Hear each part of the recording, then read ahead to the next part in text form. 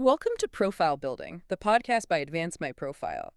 Here we talk about what it really takes to build a strong, defensible immigration profile, the evidence, the strategy, and the mistakes that decide whether a profile gets approved. So today we're doing a deep dive into the latest Q4 fiscal year 2025 USCIS data. Yeah, and the recent policy guidance, too. It's a really interesting landscape for 2026. Right, specifically for the EB-2 national interest waiver for STEM professionals. Because, our mission today is to figure out why so many highly qualified applicants are suddenly just getting denied. Well, it really is a paradox when you look at the raw numbers. Yeah. Because if you consider what USCIS actually wants for these waivers, they want grants, they want independent citations, peer reviews. Sure. And those aren't abstract concepts. They're literally just the natural byproducts of a successful STEM career. Right, which makes the Q4 data so baffling. I mean, we saw an abysmal 35.66% approval rate. Yeah, it's rough. It's like failing an open book test when you literally wrote the book. How does a highly skilled engineer or a researcher even manage to fail this? The short answer is volume and just sloppy evidence architecture. Because in FY 2025, applications tripled. Triples. Wow. Yeah, to over 66,000. So people realized they were technically eligible, but they really rushed the execution. Like an applicant will just submit a petition saying, I am a software engineer. Right, but that just describes an occupation, and USCIS isn't handing out, permanent residency just because you have a respectable job title. Precisely. You have to describe a specific proposed endeavor, like a defined program of work that has actual national impact. Yeah. And on top of that, these applicants are constantly relying on recommendation letters from their direct bosses. Oh, wow. Their close collaborators. And adjudicators heavily discount those because of inherent bias. The legal standard demands letters from independent experts. Okay, wait, let me push back there, because if my direct boss, a person who actually sees my day-to-day work, if they can't write my letter, how on earth is an independent expert supposed to know what I actually do? That is the million-dollar question. And this is exactly where your public-facing evidence comes in. An independent expert shouldn't need to be in your break room to know your work, Yeah. They should know it through your citations, your patents, or your conference presentations. The impact really has to reach beyond just your employer. Okay, so that clarifies the how for the letters.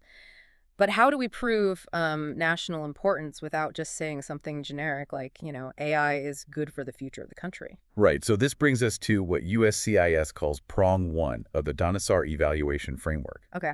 It's the requirement that your proposed endeavor has substantial merit and national importance. And you cannot just assert that your work is important.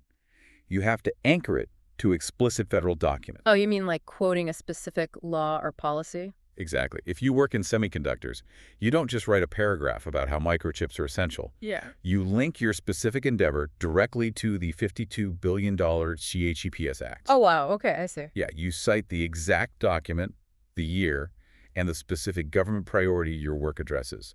Or if you're in biomedical research, you anchor your project to the NIH Strategic Plan. You're basically converting a subjective opinion about your value into a documented government fact. So given how incredibly rigorous this standard is, requiring federal anchoring and independent letters, it begs a massive question for one specific demographic. The India backlog. Yes, because Indian applicants make up 15.1% of these approvals. But the EB-2 final action date for India is currently stuck at January 1st, 2012. Right, which is a 13 to 15-year wait. Exactly. So let's unpack this. I mean, why even apply? Well, it's all because of a mechanism called priority date porting. This is the master strategy.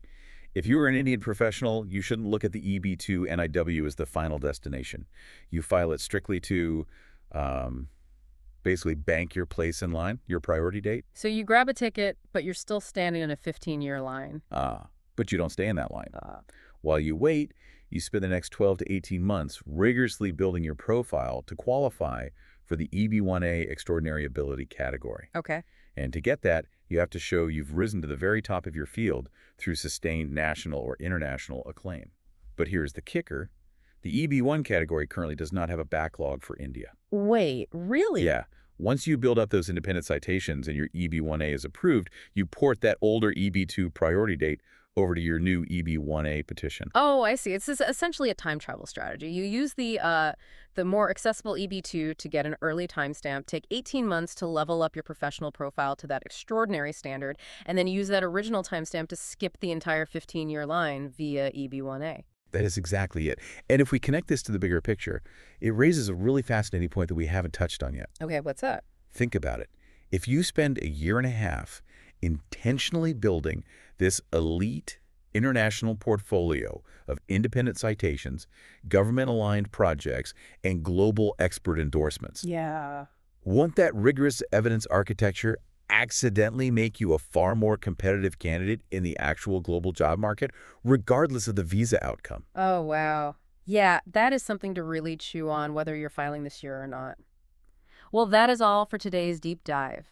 If you found this breakdown helpful and want to learn more about navigating these pathways, please like, subscribe, and follow the podcast for more useful content. We'll catch you next time.